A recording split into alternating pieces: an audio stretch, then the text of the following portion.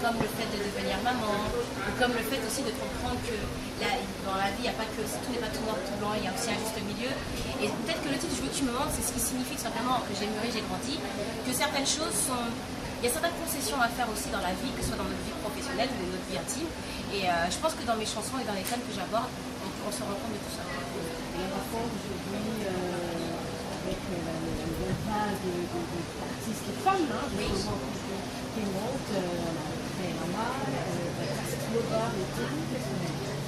C'est des personnes avec qui j'ai travaillé. On a eu la chance de se retrouver sur une compil qui s'appelait Duo du Soleil, où j'avais un titre qui s'appelle L'Ovager, qui est assez fonctionné, un titre avec Lord City. C'est vrai que toutes ces jeunes femmes, on a un peu grandi ensemble, on a fait des tournées ensemble. Dernièrement, avec justement Père Lama, on a fait un duo pour l'association du foot au féminin. Donc d'ici très peu de temps, vous aurez l'occasion d'entendre et de voir ce clip avec Père Lama. Et non, je pense qu'on est toute une nouvelle génération de femmes indépendantes qui savent ce qu'elles veulent, qui veulent avancer.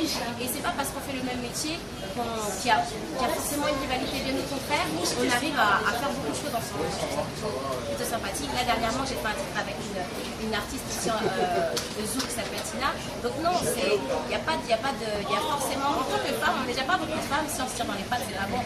Donc je pense que le but, c'est de grandir ensemble. Et donc là, justement, je prépare un album qui est donc la suite de mon dernier album où il y avait Je veux que tu montes. Donc la suite d'Elle et moi qui s'appelle Tous les mois. C'est le deuxième volet, qui est connu de la Martinique d'où je suis originaire. Et un album vraiment exclusivement à rythme et consonance afro-caribéenne. Okay. Je vais demander ton parcours déjà 3 fois sur ton Cameroun.